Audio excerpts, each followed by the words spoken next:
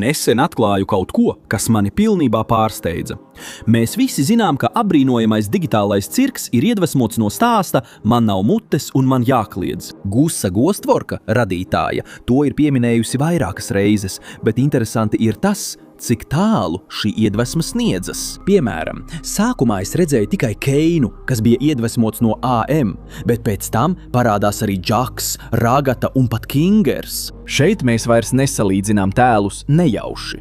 Tā ir gandrīz kopija, kas vienkārši ir krāsaina un animēta. Un šis salīdzinājums šķietam izskaidro gandrīz visu digitālo cirku, līdz nonācu pie Pomni, jo Pomni īsti neiederas tajā, ko līdz šim zinām. Un pēc 9. sērijas, manuprāt, es jau zinu, kāpēc. Lai labi saprastu, kā cirka iedvesma saistās ar stāstu "Man nav mutes un man vajag kliegt", vispirms mums jārunā par AM. AM ir mākslīgais intelekts, kas tika radīts kara laikā. Tā ir tik attīstīta mašīna, ka beigās kļuva apzinīga.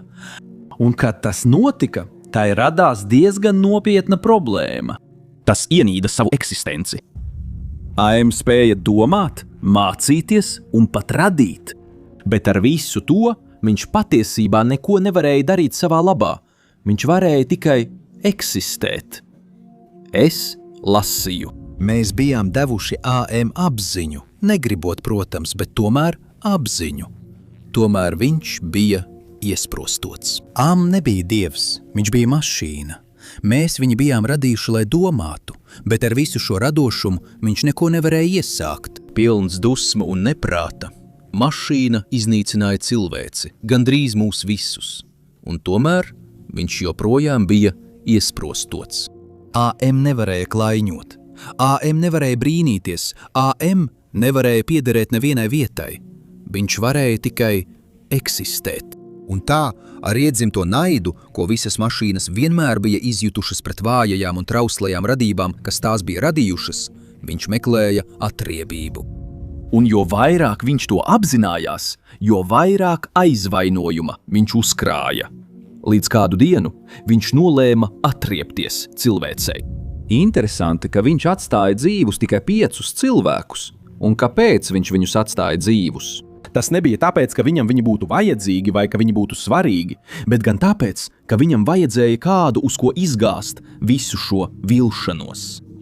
Un ja tas viss jums mazliet atgādina Hane, nu jūs neesat vienīgie.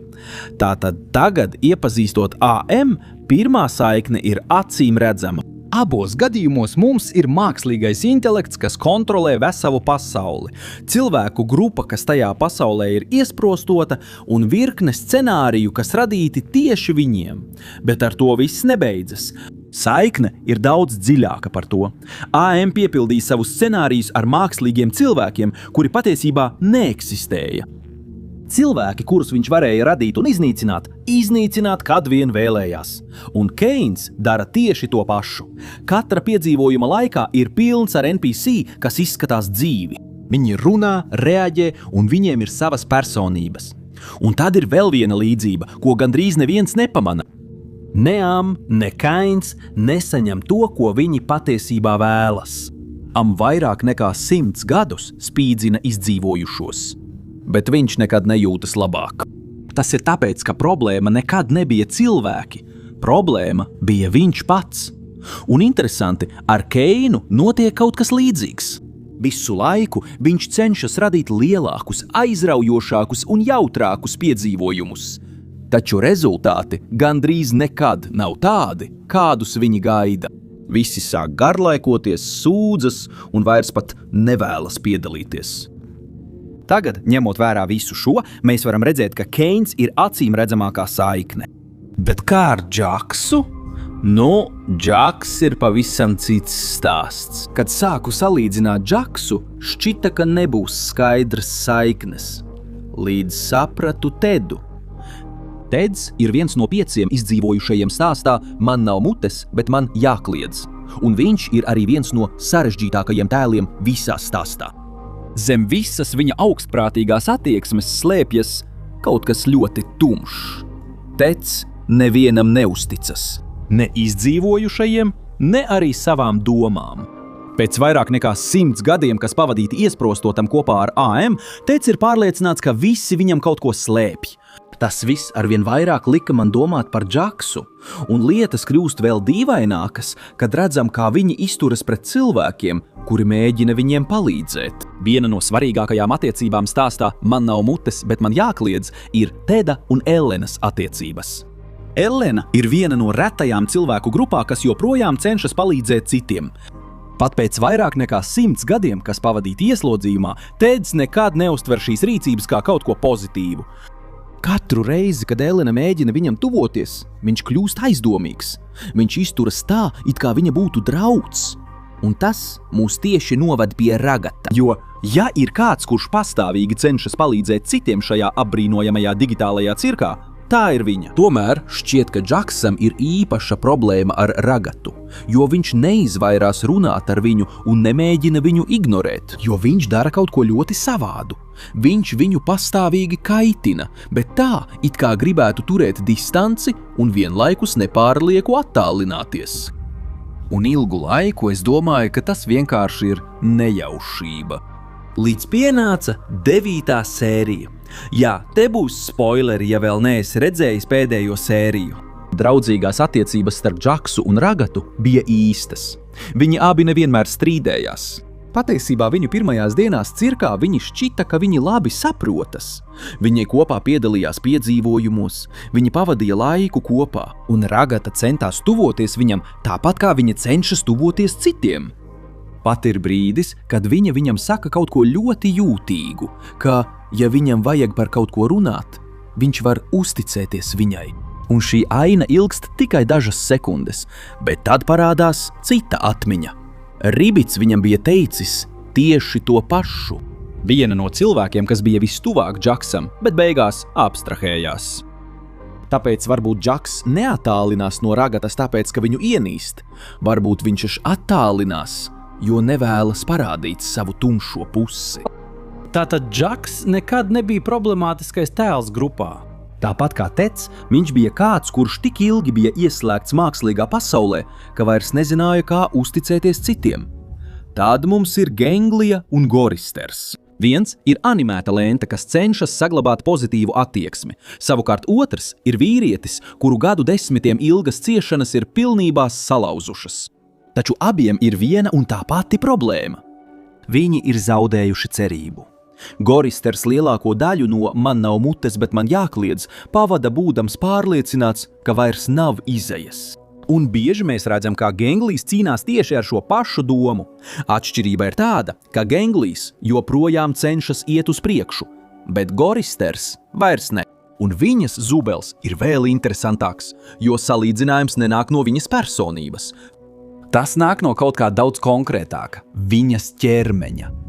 Stāstā "Man nav mutes un man jākliedz" Bennijs tika pārvērsts par monstruālu sevis versiju AM dēļ.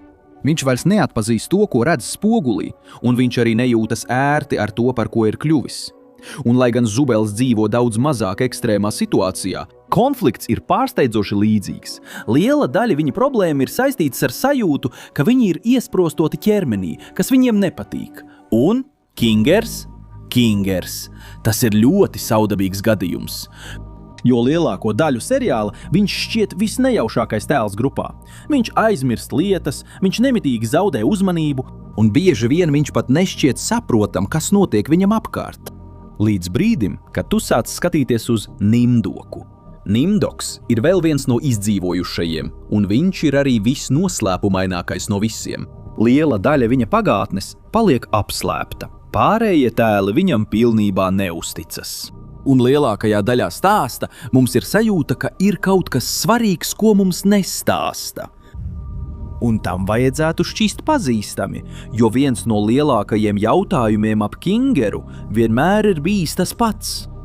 Kas viņš patiesībā bija pirms nonāca debesīs? Interesanti ir tas, ka Nimdok nav pat viņa īstais vārds. To viņam deva AM. Viņa sākotnējā identitāte kaut kur pagātnē tika aprakta. Un, lai gan mēs nekad pilnībā neuzzinām, kas viņš bija pirms sastapās ar AM, mēs tomēr iegūstam priekšstatu par to, kas viņš bija. Tāpēc pārējie izdzīvojušie nekad viņam pilnībā neusticas. Labi. Tātad visi kaut kādā veidā atspoguļo varoņus no man nav mutes, bet man jākliedz, vai ne?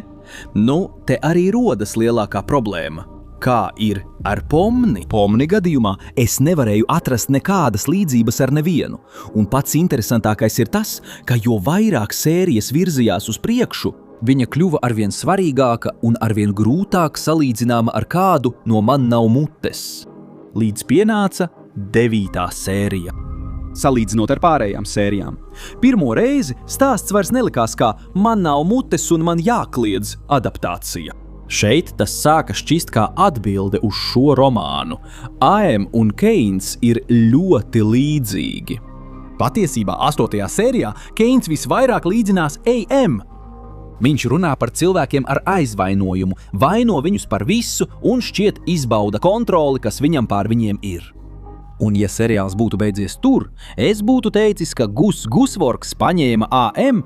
un vienkārši pārvērta viņu par karikatūrisku versiju. Bet 9 sērijā notiek kas? Kaut kas negaidīts.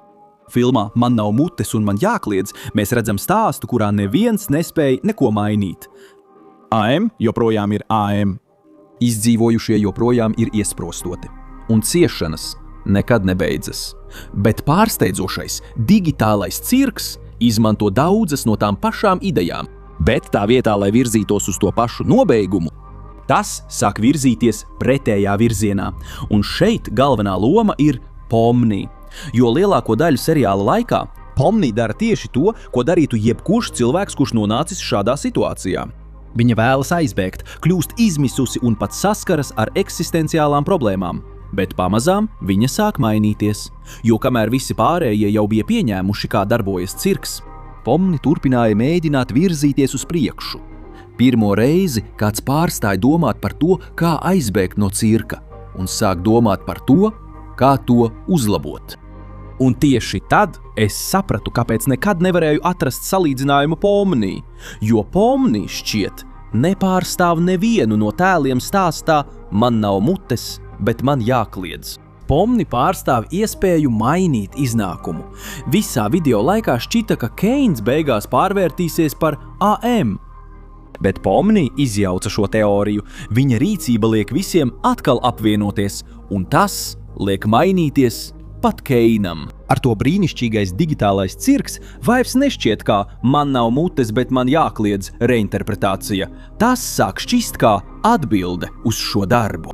Un es domāju, ka tieši tāpēc man digitālais cirks tik ļoti patīk, jo sākumā tas šķiet kā vienkāršs atsauču saraksts. Keins ir A.M., Džaks ir Teds, un tā ir gandrīz ar visu personāžu sastāvu. Bet, kad tu nonāc līdz beigām, saproti, ka Gusvorks nemaz nemēģināja kopēt šo stāstu.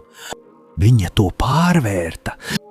Un varbūt tieši tāpēc Pomni nekad nebija līdzinieka, jo viņas uzdevums nekad nebija atspoguļot kādu no man nav mutes, bet man jākliedz.